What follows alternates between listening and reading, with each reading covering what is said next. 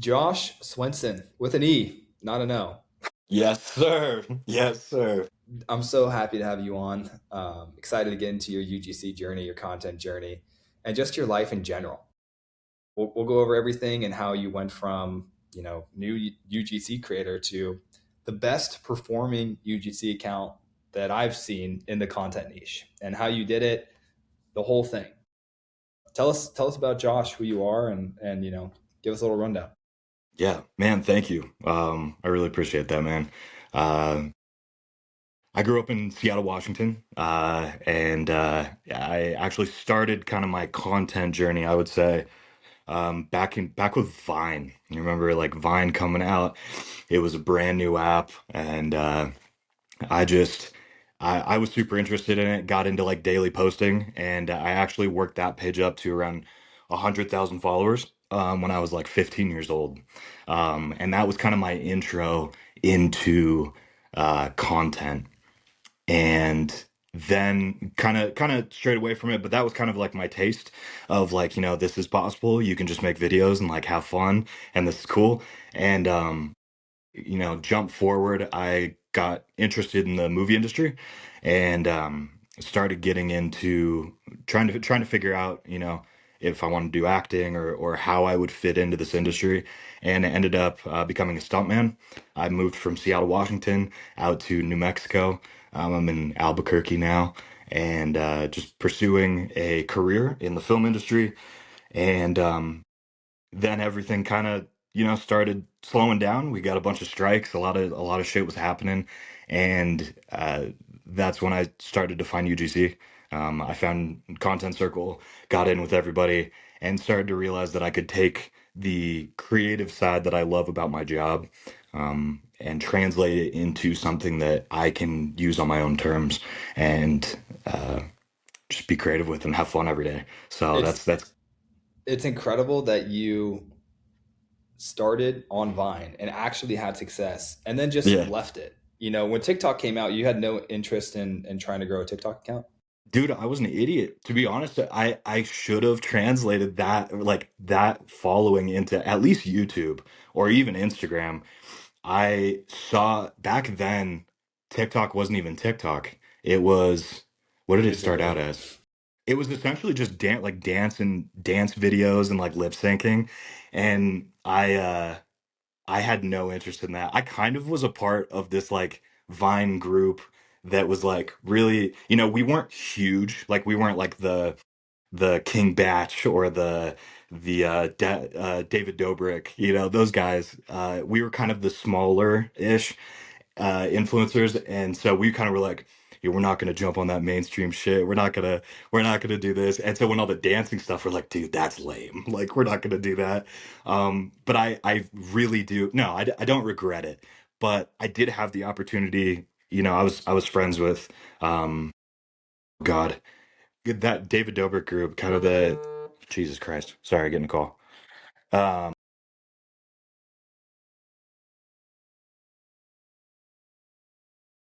David Dobrik's like podcast. I made videos with those guys, and I was about to move out to California. And my girlfriend at the time, she was like, "You're gonna go and like live in this influencer house, and you're gonna do this," because they had this huge apartment complex. All of the big Vine people, they had this huge complex where everyone lived in and made videos together. And she was like, "You're not doing that." And I was like, "Okay." I was a total little bitch about it. I mean, I was like 16, 17 years old, but I was like, yeah, I guess not. And I just stopped doing content, man. I dropped it. But looking back, um, yes, it would have been a much different life if I would have translated that into a different platform and kept that following. But um, It makes so it much makes so sense much sense. because when I looked at, so for people who don't know, this is the story with Josh. Okay, um, at least from my perspective, I have a landing page for Content Circle. It's my creator community. And somewhere on that landing page is my phone number. And I did not know that I had it on the landing page at all. I was gonna try to put this story in there. This is awesome that you're telling this. Yes, okay. This is just from my perspective. Yeah. I'm in California. I vividly remember being outside my dad's place and getting this like call. And I was like, who is this? I think I ignored it. I think you called again, maybe, or you texted the number, something like that. And you're like, hey, this is Josh Swensen. I tried getting in contact with the community. I want to do UGC, that sort of thing. I called you back, and at this time, I was not really pushing Content Circle at the, like trying to grow the community because I was really focused on building my app. Okay. Um, and I didn't have like a sales team at the time. It was kind of shut down. Like it was still functioning, but I was not really trying to grow it. And Okay. so you call me and you're like, yeah, like I'm down to join. Like I want to join. And I'm an actor. I'm a stuntman. In between periods, I like to have like good consistent income through content. And I didn't know anything about you at the time, but I was like, okay, cool. Like let's do another call and we can try to see if you're a fit. And you're basically, Content Circle is $3,000 to join. You get access to brand deals and coaches and community. I think it's worth the price. And at the time, I told Josh that he could join for $250 a month, which is one of our financing options. And he's like, "Yeah, I don't want to put it on credit. I'd rather just do debit." And he was pretty firm on it. And I've never let anyone in for that price. And so Josh joins on the 250 a month. I was like, you know what? I just like this guy. I think he has, I don't know what it was. I was like, I guess I'll just let him in. Like he seems like he's actually serious. The issue is the reason why it's $3,000 is because then people will really care. Yeah. So that's why we don't want to bring the price down, because if you join for less than that, you probably won't care. So that's just why it is what it is. And then Josh joined at that 250 a month price. And his first deal, he hops on a campaign with Motion, I think it was. And we have a wins channel. And Josh puts in there, like, I'm going viral with this format, like, I'm cooking, Motion's paying me out. I was like, hold on. Like, this guy just joined and he's already a great creator. Like, I Uh, did nothing. Um, and he's already cooking, he's getting paid and doing all this stuff. So I was like blown away. And then I messaged you because we were about to launch Artec, which is my app for creators to help like brand new creators make better content. And I was like, Josh, could you please do UGC? I can't pay a lot right now because we're just trying to validate it and see if people will even use this. But we could do a $2 CPM per thousand views, pure performance. And you were gracious enough to say yes. I don't know why, but I'm just so happy you did. And the fourth video you made went viral. And now it makes sense. You've already grown a page on Vine to 100,000 followers. You're in front of the camera all the time. It's a complete natural next step for you. I mean, you grew the Artec page, the UGC account, Josh going viral, to 10,000 followers in only 30 days. So how did you do that? And I mean, if there's anything else that I'm missing on that story, let me know. But it's one of my favorite things about the community. It was a complete surprise. yeah. I would love to jump in to everything like my mindset with Artec, but would like to circle back just quickly with that. The funniest part about all that with me was I actually like I think there was something going on with like your scheduling person or whoever was like handling like kind of getting those sales calls. And I think I got to the point, and this wasn't on you whatsoever, but I got to the point where like I had booked something on the calendar and then I just got ghosted. And so I got to the point where I was like, you know what? What's going on? And then it almost like worked. Like I wanted to get in even more because I'm like, why isn't this guy taking my money? What's going on? Like long story short, it ended up being some complication with someone that you had hired at that time, but that number popped up on like the third time, and I got the number. I'm like, you know what? And like the intention with it, I was gonna call it and be like, yo, what the fuck's going on? Like I was gonna kind of have like a little attitude about it, and I was expecting like this like thank you for calling Content Circle, blah blah blah, like some kind of office or something, and you just answer, you're like, hello, and I was like, hi, and you go, who is this? And I was like, what's going on right now? Like, what's happening? And you're like, how did you get this number? And I go, it's on the site. And we had this funny little interaction, and basically you're just like, dude, I'm like backpacking in the mountains right now. Um, what can I answer for you? And really, what that showed me was like, I just want to give you your flowers. Like, you are incredibly gracious with your time. And it really showed in our like very first interaction that you were just like, I'm out here backpacking. This is definitely not how this is supposed to go. But I'm just going to give you some time and answer questions. And like, I'm happy to help with whatever you're curious about. And then everything, like you said, happened. Then I got in. But it was just like I've always remembered that first interaction as just being really cool and really authentic. So I really appreciate you, and that was really cool. Well, thanks, brother. One thing that I look for in people, everyone says this, I think it's kind of cliche, but I love people that care, that are passionate. It's there's so many people who just don't care anymore, and for you to do that and go the extra step, one, I felt bad. I was like, damn, like, the sales team or whatever, and that's my responsibility. So I was like, whatever's going on, it's bad service. So we fixed that after that. But then, the fact that you cared and called, I kind of I kind of heard it in your voice. Now thinking back on it, you're like, "Hey man, like I'm trying to join. Like I found your number on the thing or whatever." And I It was caught me like, so off guard, bro. It was hilarious. yeah. Yeah. But No, anyways, it's that's a really great funny because story. yeah, it immediately switched up my energy of like because that was my intention going in, and I was like, hold up. I recognized your voice. I was like, this is who I'm talking to right now. And then it totally, yeah, no, it switched. But Well, to I circle do back, apologize. I do apologize for that. And no, dude, I hope that I hope that that story was not like no, putting no. any bad reflection on you. It was genuinely like the most authentic interaction that I had had in this kind of situation before, and it's what made me join. It's what made me like have confidence in the group and know that I was with people that are like that are just real. Like, I don't want to come into something where people are disconnected and it's all super professional and really um corporate or anything.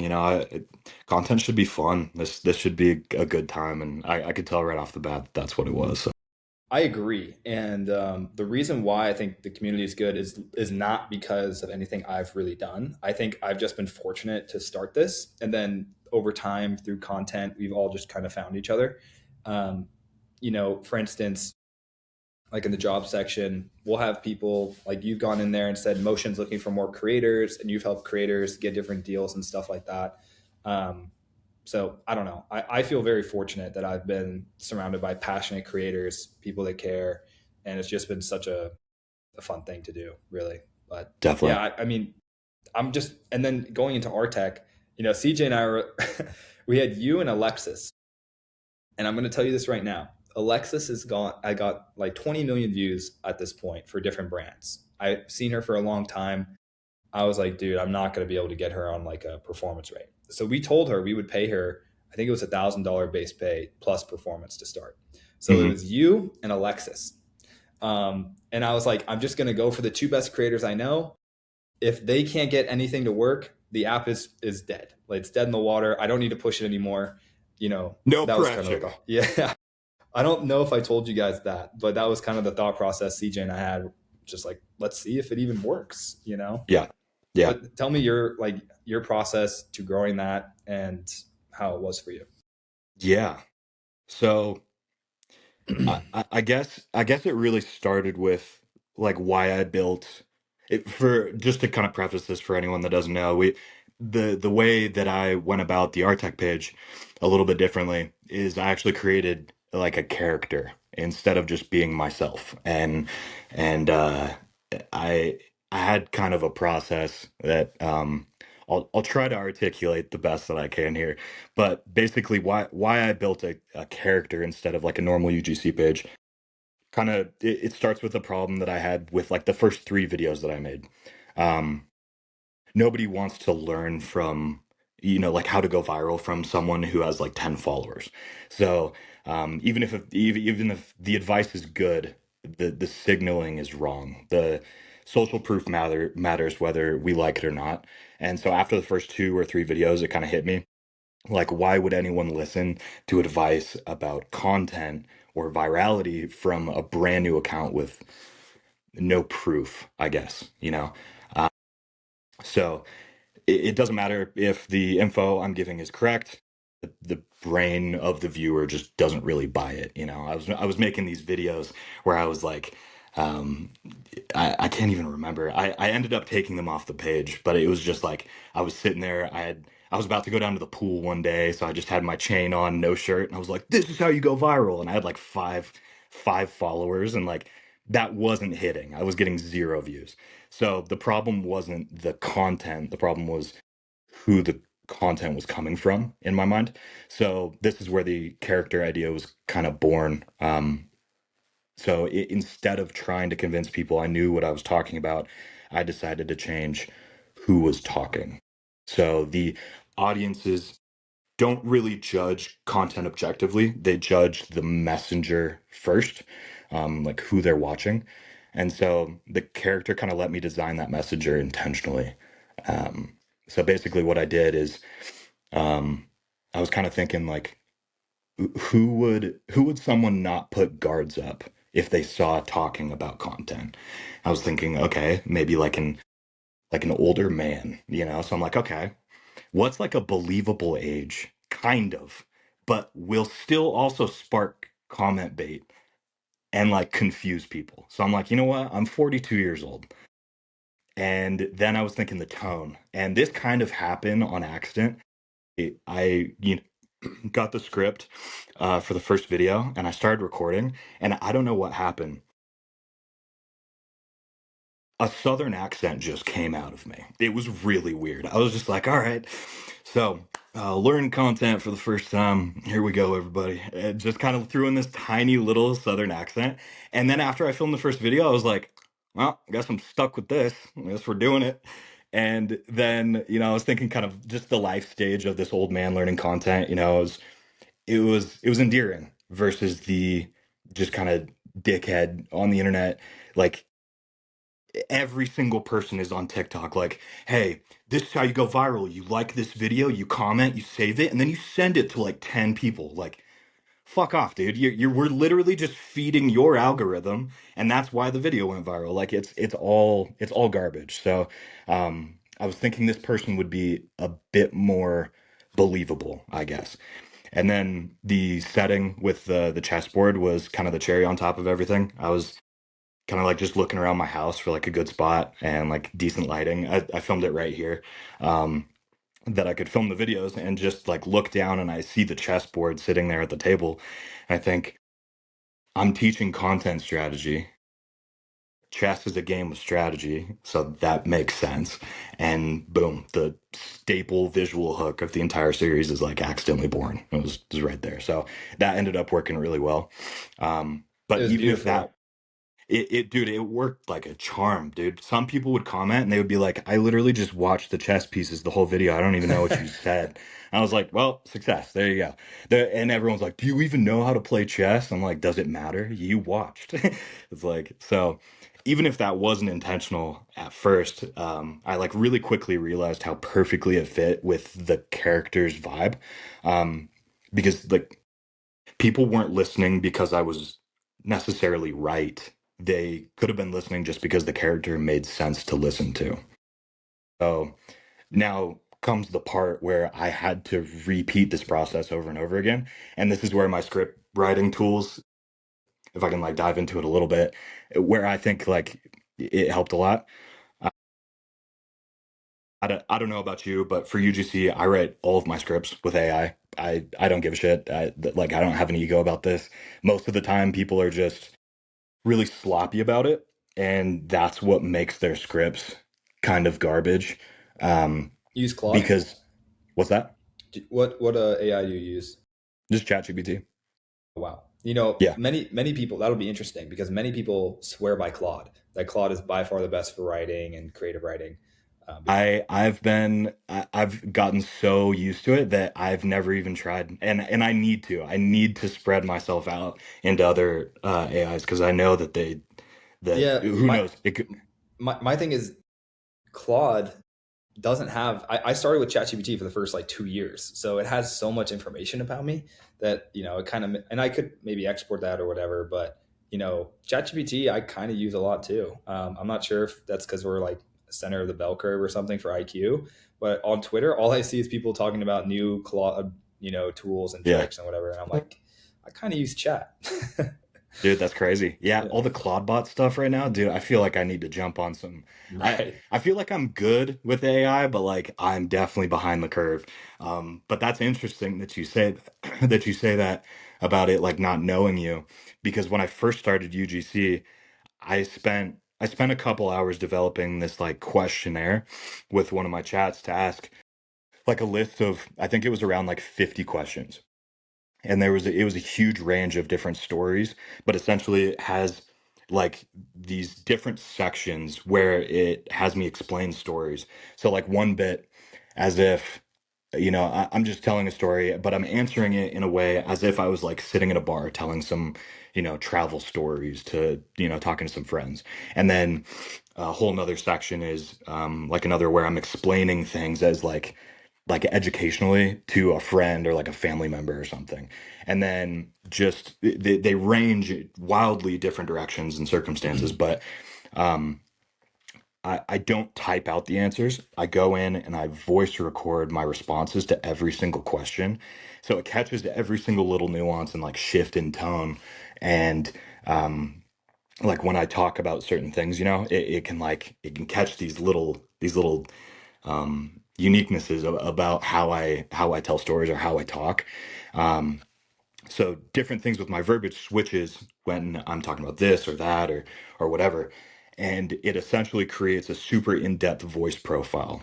And then I run that into a file, put it into a file, and then I put it into um, my project files, so that anything that I put under in that project, it can pull from that voice profile. Um, and then I get a pretty good handful of like deep research prompts that just uncover information about content creation, hook writing, script writing, um, just like general UGC knowledge. And then I took actually a whole deep research on like Alex Hormozy's sales knowledge and specifically asked it to target everything that it was learning to UGC, like with a UGC angle. So all of this full circle is if you don't tell the model, I guess, like who is speaking, it will default to a generic voice, and that's what kills believability if you're like writing scripts for UGC or content. So That is so key. A couple things. One, we're gonna have to talk about incorporating this into our tech. We will pay for it. Two, people will pay a lot for this, as the term is UGC engineer, creator manager, content strategist. Any of these tools, you have the perfect case study with the Artec account. If you were to make tweets on this all day, you could charge $5,000, $10,000 for creative strategy here, if not more. yeah, thank you. So yeah, I mean that's probably the most desired skill right now is doing exactly what you did successfully for Artec. Um, Very hard to do. I mean, I've talked to Briar Cochran about this, who's an advisor with Artec, and Briar's an incredible creator strategist, and he says that there's like 30 people that he could think of in the world that are truly worth listening to with content strategy. Um, which means I would definitely add you to that list with your tool set and your case studies now. So Thank you. you should definitely talk to Briar if you haven't. I think that would be awesome. And then also make sure you don't sell this yet, because I definitely want to talk about it for Artec. Sure. Yeah. Because we've had creators like Catherine in Content Economy, and she's like, "Hey, I would love for Artec to make creator briefs." That's a super valuable thing. The problem is it does take time, and people just say, "Okay, AI, make me script for this." It doesn't have the like all those questionnaires answered, which is a huge like it's not going to work basically unless you go through everything that you did. Yeah. Um, I so mean, I'm not saying that it's there either.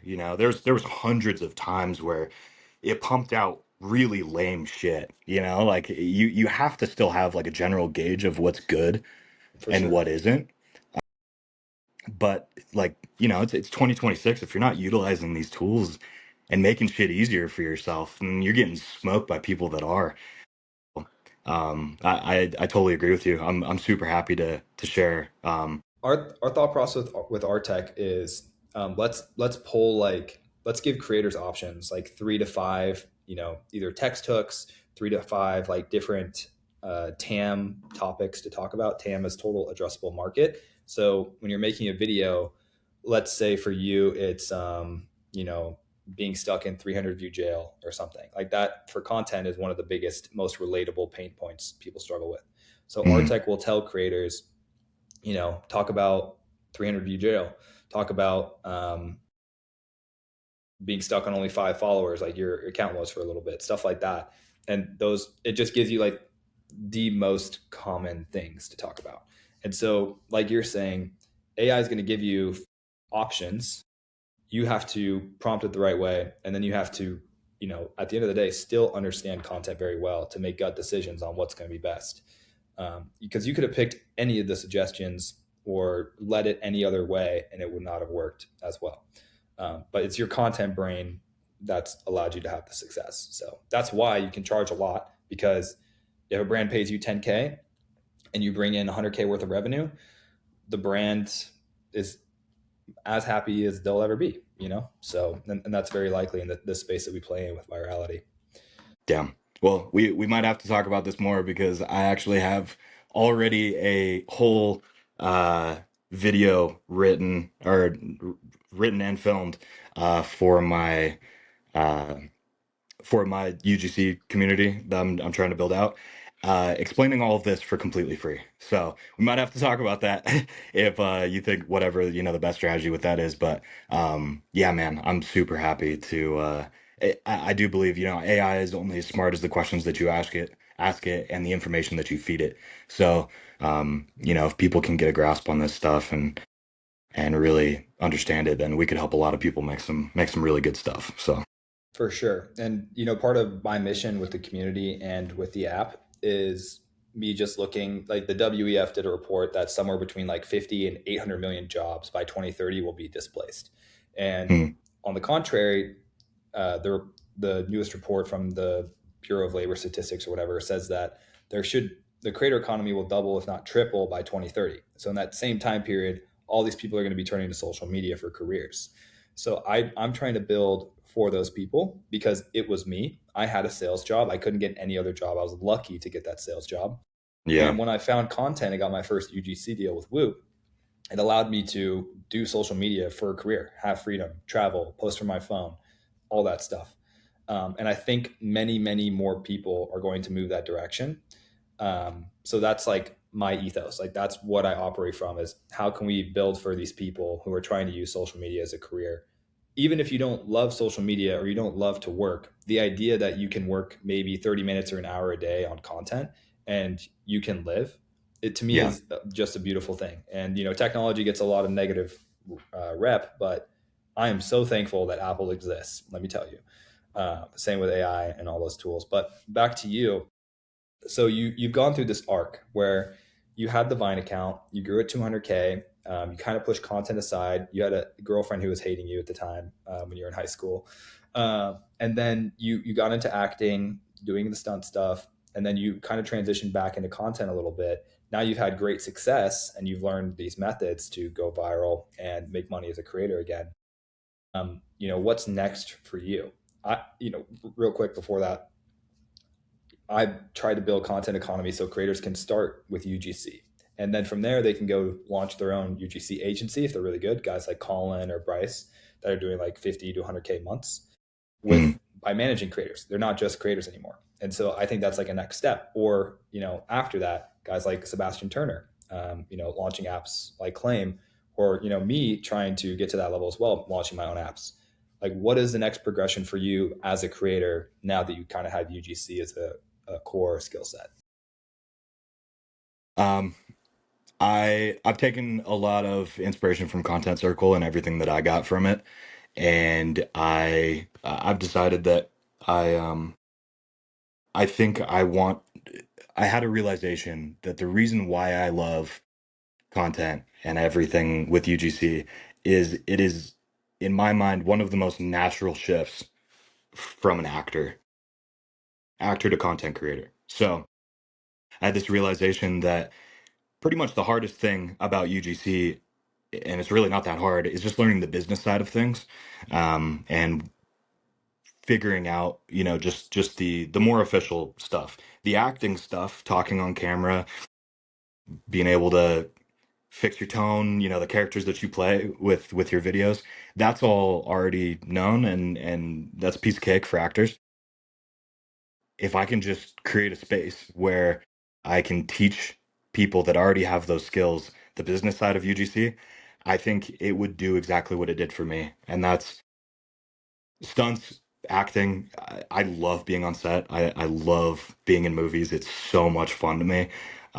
But especially when you're first starting out, uh, I'll get a job and then I won't get another job for another 6 months.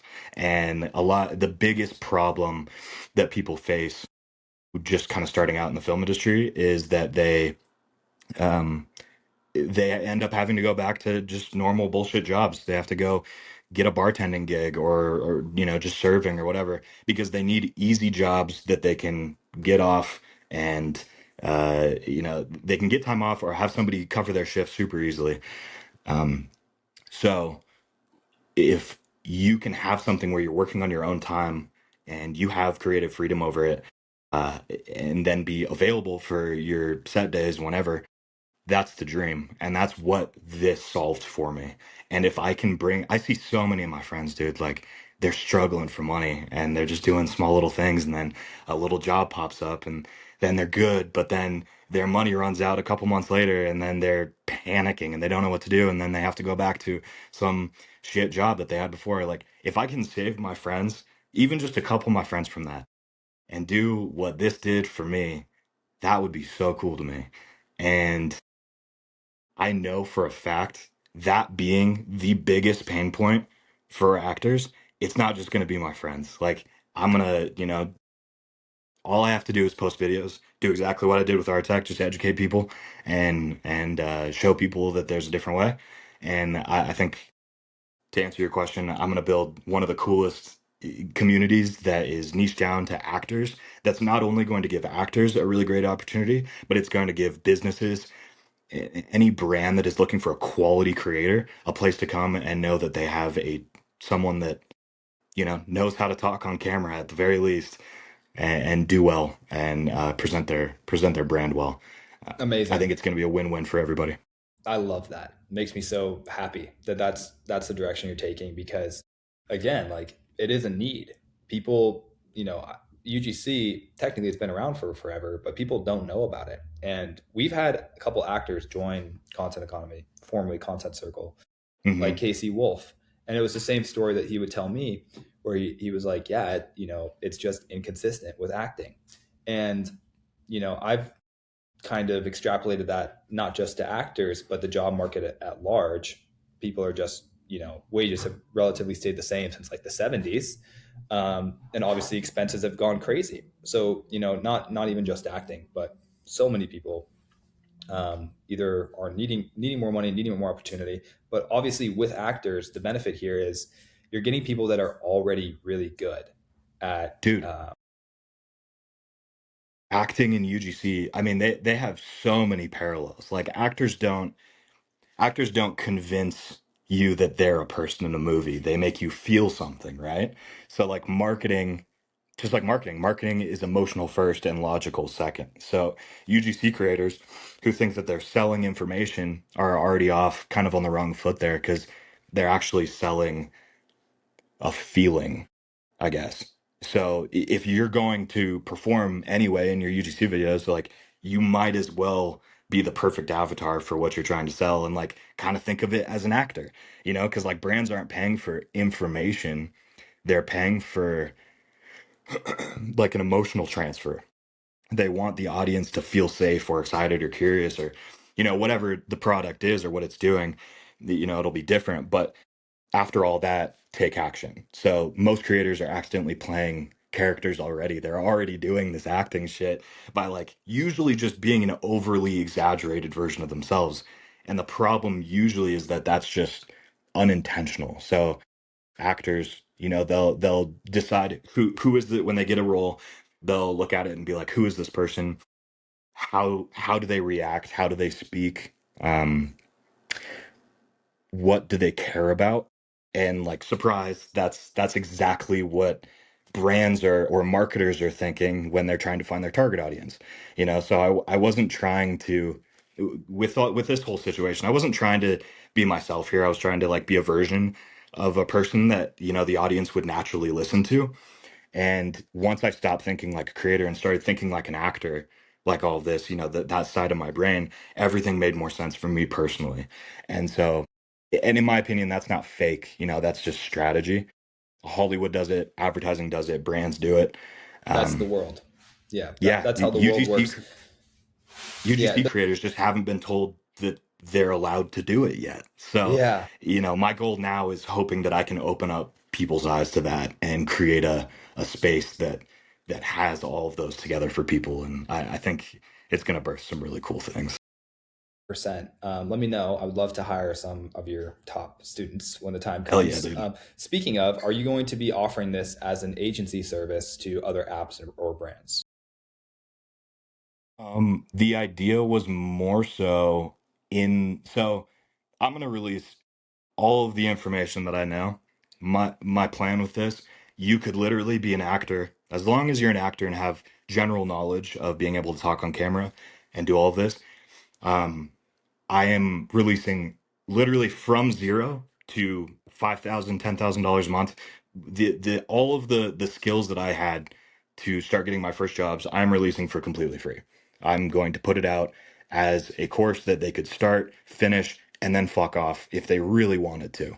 Um, but then I will have an inner paid version of it of the community where we will have weekly calls. We're gonna have pretty much all of my friends that I know through Content Circle that are agency owners.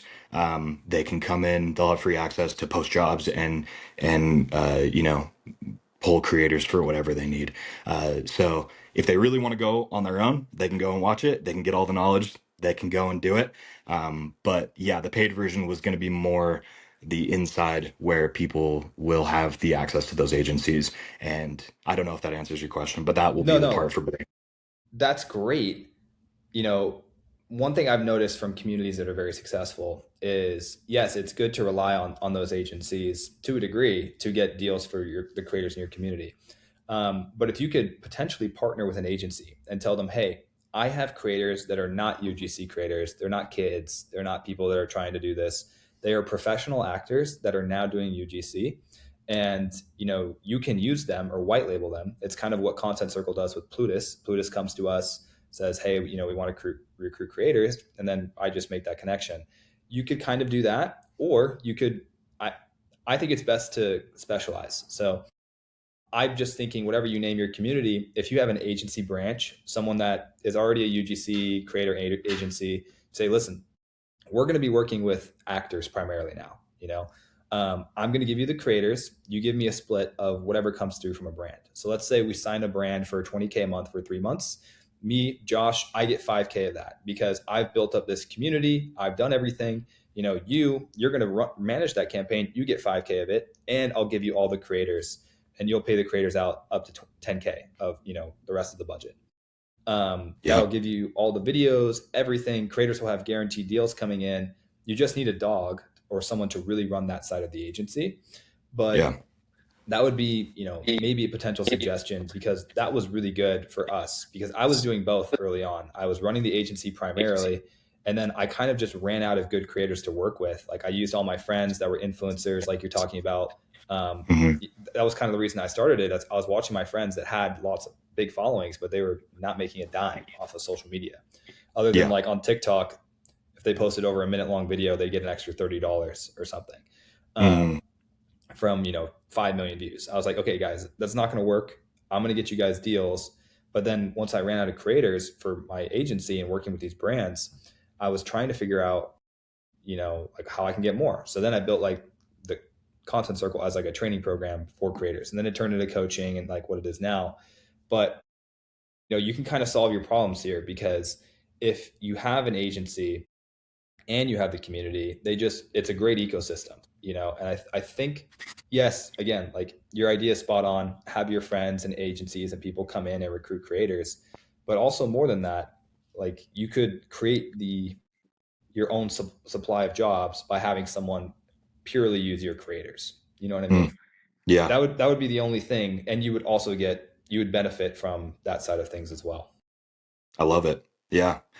I don't know if we want to talk about this a ton on the podcast, but do you remember the conversation that we had maybe like 2 or 3 months ago about actually taking this idea, but even a step further and creating a platform where I'm being able, like, there's a verification system where the actors, like, these guys are real SAG actors, like, these guys are legitimate. And then basically selling it as a service, jobs can just come in and post their jobs here, but have access to all of these actors.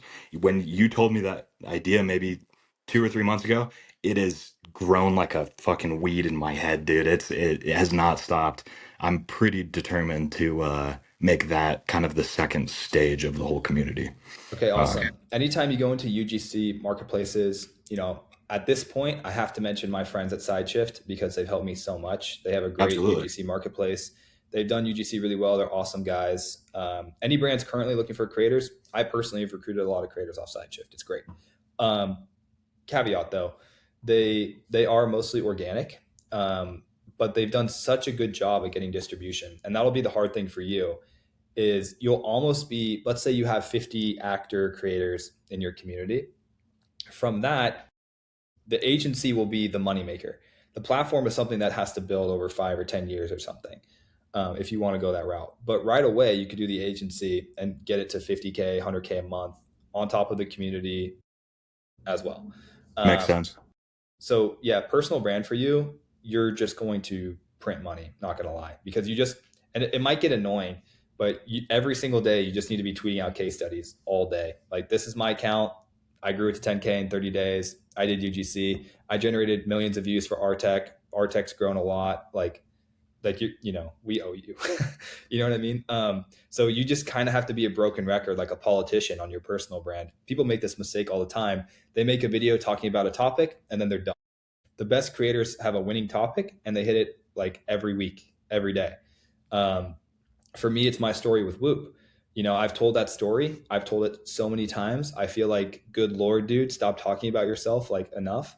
But every time I retell it, people are like, wow, I've never heard that about you. That's really interesting. Mm. And The the you, internet's so big. it's You so never. big. It's Yeah. just, we think of ourselves highly, but you have to remember, technically, we're all just a bunch of ants running around. So you have to tell the story over and over again. And, I would just encourage you to do that. Like, blast your case studies, blast your testimonials, and you'll be just ripping. Just now getting familiar with how powerful Twitter X is with UGC. I've always only used it for crypto for like the past like 3 or 4 years. Yeah. But then yeah, one of the agency guys that he's been getting me more into meta ads and stuff, Ryan Barnes. He hooked me up. He's been hooking me up like crazy with jobs. It's been great. Shout out Ryan. And he told me X and Twitter is where it's at. He's like, dude, you have to get on here. And so I've got like 6 followers.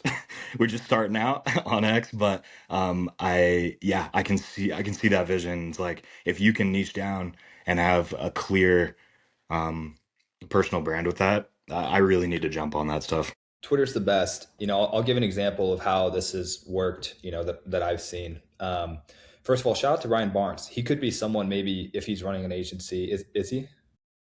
I'm not sure exactly what role he plays. I think he's a project manager for Okay. an agency. Well, maybe you could partner with him and say, Ryan, like, you have to use actor creators from Josh's community, kind of thing. Mm. Hmm. Just so you guys work together. Anyways, Colin Madden. You familiar with Colin? So Colin is a content circle creator. I met him through, I believe, TikTok one. It was TikTok Creativity Challenge at the time. So TikTok has a UGC ad platform for games and apps and stuff like that, and it operates off of a revenue share. And so Okay. you would make ads on TikTok Creativity Challenge, and then those ads would go live on TikTok, and then creators would just get paid out for how well those ads performed. Colin, in 2023, I think it was 2024, made a killing on this, Mm. absolutely crushing. And we stayed connected. He ended up joining Content Circle as a creator, and then he kind of wanted to do the agency stuff. So yes, I made videos on it, but he really just went back to the clients he worked with on TikTok Creativity Challenge, and he landed a client called Go Wish.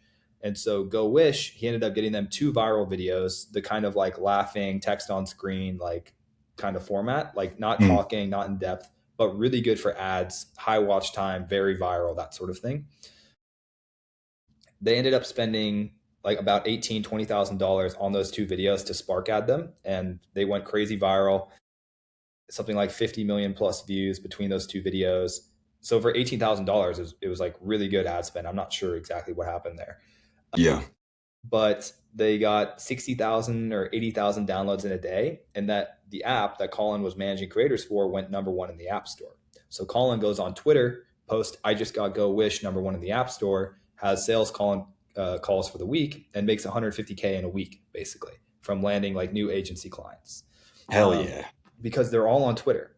Um, so that's I tell people all the time that are running agencies or even creators, you literally have to go where the people with money are, which is Twitter, because they prefer reading. The smartest people are on Twitter. You They're know, not doom they're not scrolling doom scrolling bullshit. They're, yeah, because that it's not makes interesting sense. to them. They want to learn about Claudebot and shit like that, you know?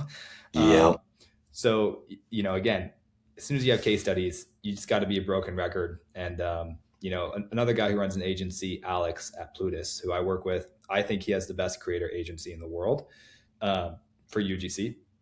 He is constantly every day, like I'm sure he pays someone to do it, but if you check his Twitter, he has live tweets all the time about campaigns they're running, YouTube videos, podcasts, and you're like, oh, well, that's why he has tons of sales, tons of clients that he's onboarding, because he's Yeah. constantly getting results, constantly creating this flywheel, and people don't take that serious enough, or they're not disciplined enough. And this is the hard thing for creators, is creators, to grow a personal brand, usually they operate off of um, ego, pride. It's fun. It's not a discipline thing. But when you switch to running the business, it becomes a discipline thing that you need to do every single day. And it takes Yeah. the fun out of it. But if you're making money off of it, then that's the trade-off. So Yep.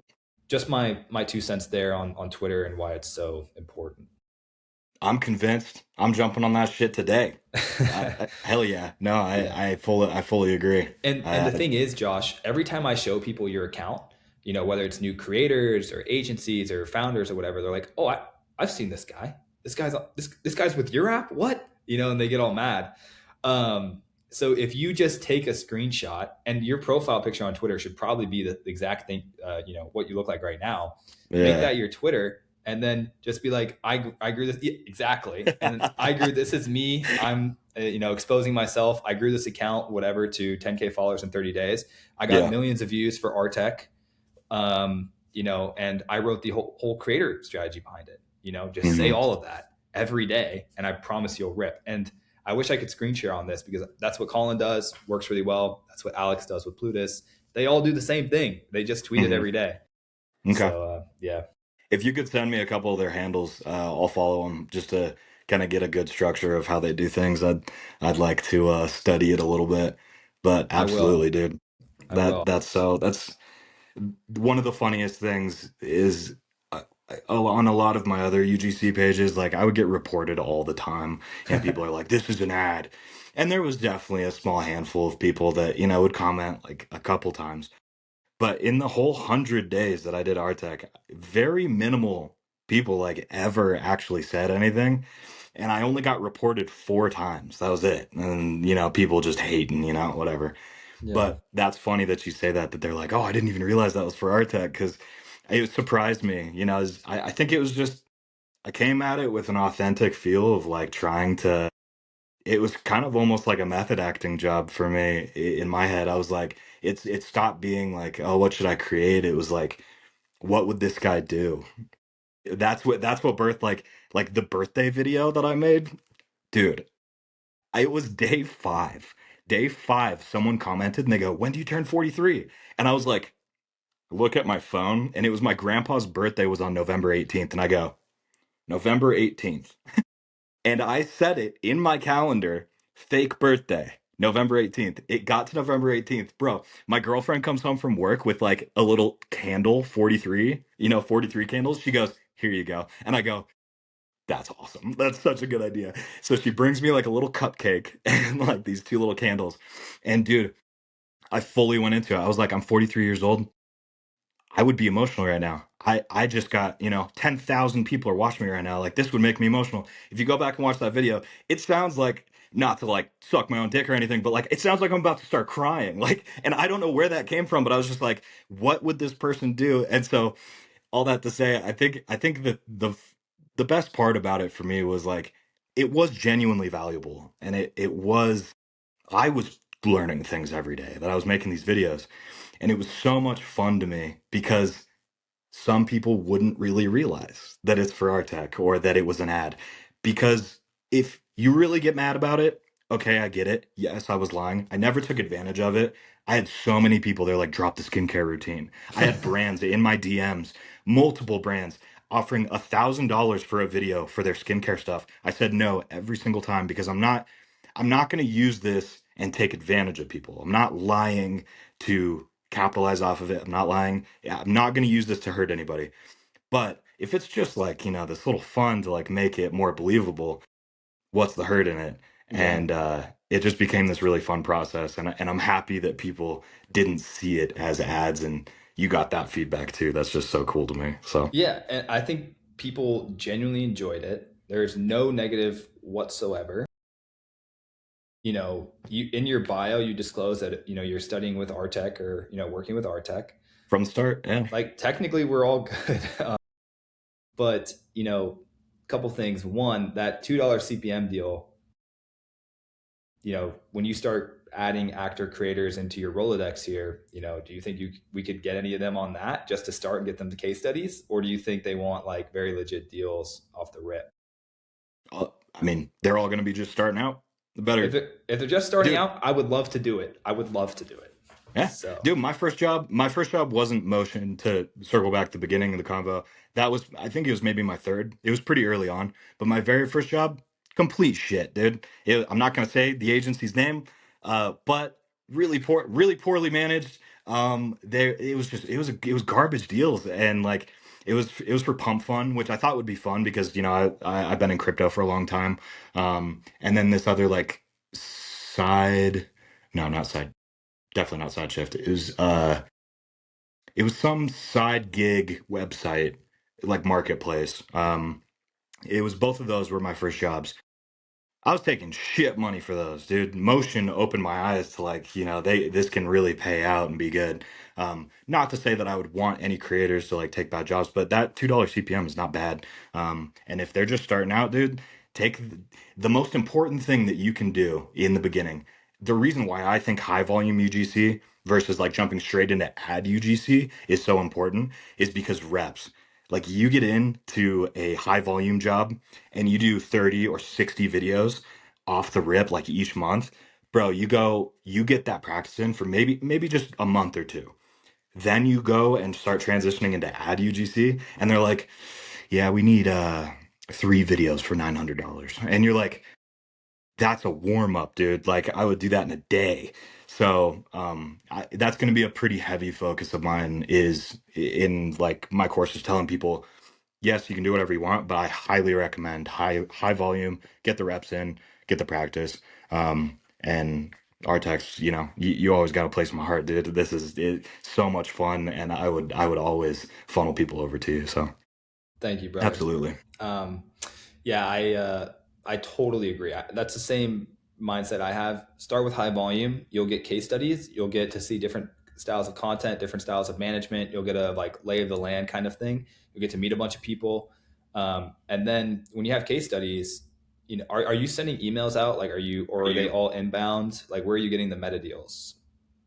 I'm gonna be totally honest with you. I have probably sent 3 outbound emails in my entire life. I hate it. I hate outbound. It's the I don't. worst. So yeah, I mean, I guess if you consider like, jobs get posted in content circle, I'll I'll put my word in or I'll DM them. I guess that could be considered an outbound. Um, but really do good work. All of like I met Ryan through Motion and he's my main intro into ad stuff now. Um, it's literally just do good work and you'll be around good people. And then this is 100% your network.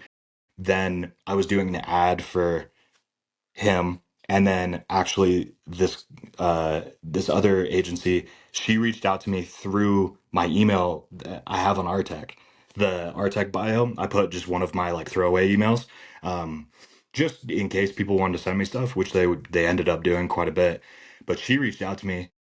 She didn't even realize that I was doing UGC. She sends me the brief, and it says it was for a supplement brand, and it needed a 40-year-old man to do the videos. And I like look at it, and I email her back, and I'm like, hey, I just want to be fully honest with you right now. Um, I don't know if you've realized. I'm sure you have, but I'm not 40. I do not have a Southern accent either. This is fully a character. I just want to be like fully honest with you, because like this brief looks like the brand is looking for an old man. And she goes, "Oh my God. Uh, no, honestly, it still works. Like, just go ahead." And I did it. And then the funniest thing was my second job. She reached out to Ryan and was like, "Hey, do you have any creators for this?" And he goes, "Yeah, Josh. I've been working with him a lot." And she goes, "Oh, I just worked with him on this other job."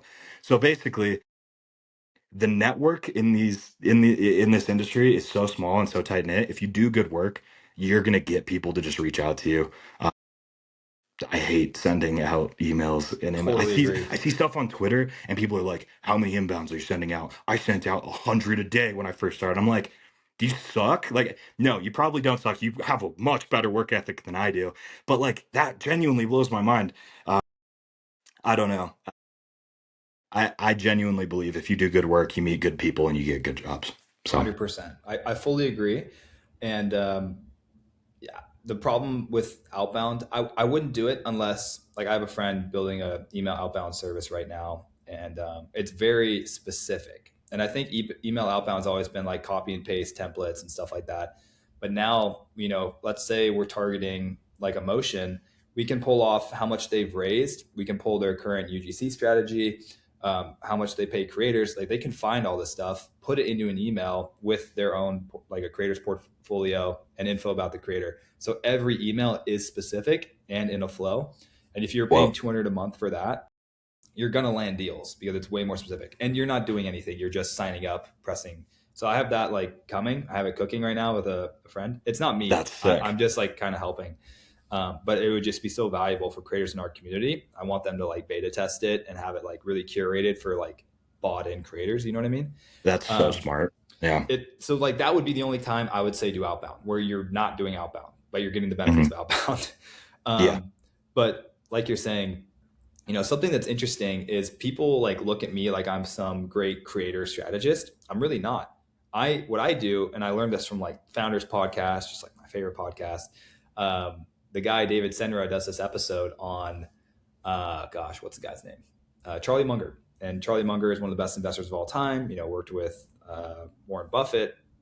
And Charlie was asked, Charlie, if you're going to go, let's say you take over a new company, you're going to have to hire a CEO. What do you do to like find a good CEO? And Charlie's like, well, I just look to see, who's done it in that space very well, and then I just go hire them. And the guy's like, well, what about finding like new undiscovered talent? And Charlie's like, yeah, I don't do that. I will let other people do that. I just pick the best people. And that's Hmm. been my mindset, is if I'm going to work with creators, I'm just going to go look at our wins channel in the community, see who's pulling in millions of views, and then hire them. Hmm.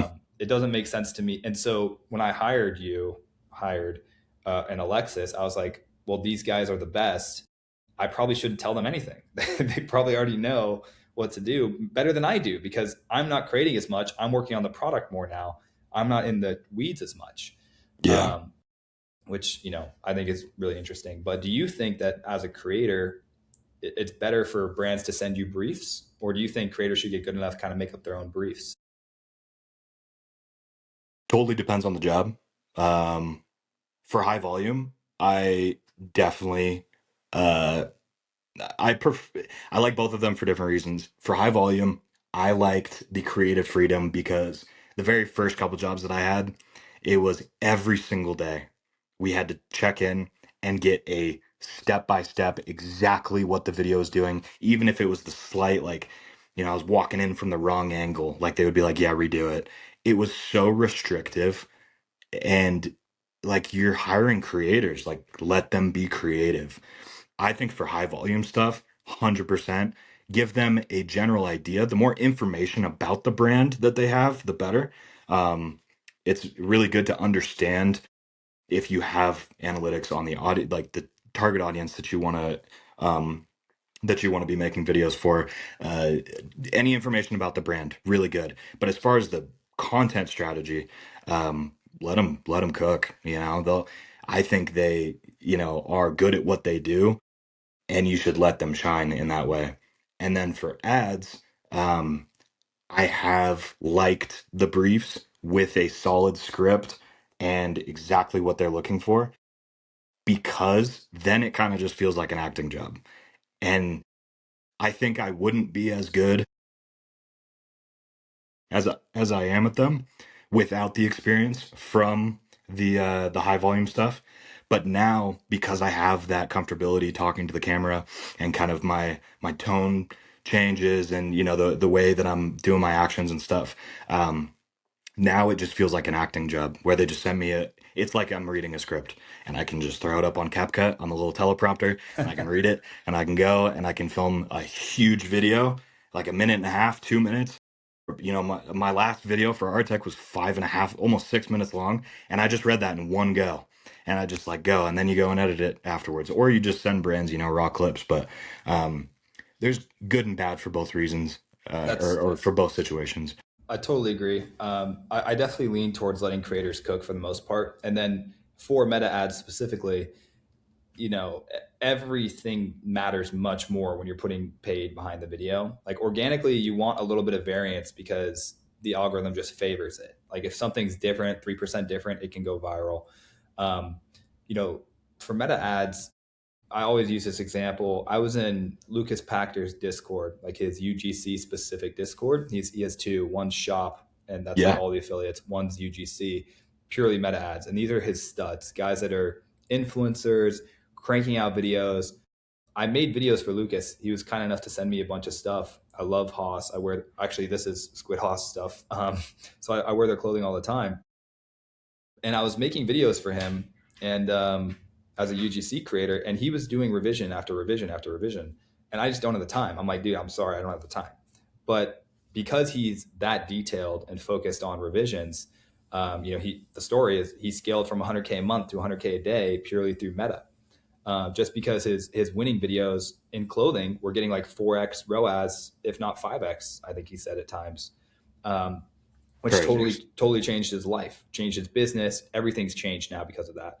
And that's how Yeah. he made Tribe, which is going to be this new UGC platform strictly for meta ads, which I use Tribe for our tech. Our creators upload videos into it, and they automatically go to our ad library. But if you are a creator strategist, and you're trying to make really, really good ads, something that's worked for me, fortunately, I don't know how this happened, is I have a couple friends that are fantastic media buyers, guys that have, done paid ads for Cluely and companies like that. Um, I can literally ask them and be like, "Hey, I'm trying to make meta ads for this brand. Have you worked with anything similar? Do you know what the winners were like? Are you Mm. still managing these campaigns? And if so, which ones are the winners? So I can just copy them and make them for my own brand." Yeah. So I think running ads now is an easier skill. It used to be a lot more valued, but the actual mindset of the media buyer and understanding all the numbers is still very valuable. And you can use that as a creator if you know any of those guys to be like, yo, give me the winning ones. Let me just repeat them basically. Um, but yeah, that's kind of how I see it. Solid. Yeah, Well, Josh, it's been an hour. I don't want to take up it too much of your has. time. Is That there flew any by, dude. dude, you're just a goat, man. I just love talking to you. Is there anything that you want to talk about, before we go, where people can find you, your community launching soon, any of that stuff? My personal Instagram is just Josh Swensen with an E. Uh, Should we we've talk about got that? that's if you want to, yeah, go for it. I had Josh's contact as Josh Swenson for the longest time. Like, and I would always text in group chats, whatever. I would always put it with an O. And then finally, Josh just one day was like, "By the way, dude, like my last name is Swenson with an E at the end." And I was like, "Oh." And so it's kind of a joke. And even now, like I'll text and I sometimes mess it up still. So I Sorry. think it's autocorrect does it too. Dude, it's literally been my entire life. Like I don't take it personally whatsoever. Every single time that I'm on the phone with anyone, I'm like, yeah, or what's your name? Josh Swensen, Swensen, and I spell it out every single time. I could probably figure out it's been dude, I turned 30 a couple days ago. Insane. And I just like I probably could come up with a smoother way to say it, but um When was yeah, your birthday? January 22nd. Dude, mine was the 21st. I know. It was like Did it we was say like happy birthday to each other? we did. Yeah, yeah, Okay, yeah. cool. Sorry, I I had forgot. no idea we were so close. That was Yeah, is crazy. makes sense. That was really kind of the big wake up call for me though, man. It's been a crazy. I know we're gonna wrap this up, but it's sometimes you just need like something to really kick you in the ass and tell you, hey, like it's time to lock It's in not funny and anymore. it's Yeah. not funny anymore, dude. It's I am Unk. Like it's crazy. Like it's happening really fast. And so I don't know. This will be really cool to look back on and look at because I've never had more motivation, more drive and developing more discipline than I am in the last couple weeks to really create something that I'm proud of and make a really serious change for what with what I'm doing. So, yeah, Josh Swensen at on Instagram. I'm going to be finishing up the community, hopefully in the next like 2 or 3 weeks, and then that's going to be a space that anyone can come and you know get some knowledge or any of the content circle guys can get in for free. I'm going to make sure that everyone can, you know, be in if they want to be a part of that. And then Thank you, buddy. Appreciate just that. it's going to be a good time. So. Uh, Other Well, than that, sounds I'm good. just happy to be here, dude. Sounds I'm good. really thankful for the talk and having me on here. And uh, Dude, me too. yeah, I want to say two things. One, super proud of you, but I'm just as grateful. Like, you've definitely helped our app a ton. You've been a huge plus to the community. And now I'm just really glad to call you friend, so super grateful. And, again, if you need anything ever, let me know. And everyone go check out Josh's stuff. It's going to absolutely crush whatever he decides to do. So, love it, dude. all Thank you, right, man. I I'm going to end appreciate you. it later.